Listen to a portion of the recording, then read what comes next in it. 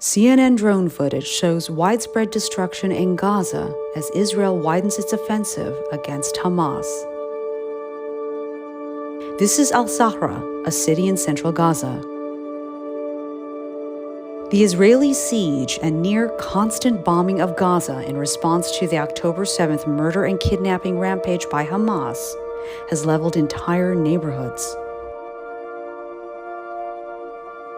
This includes schools and mosques and devastated the already insufficient healthcare system.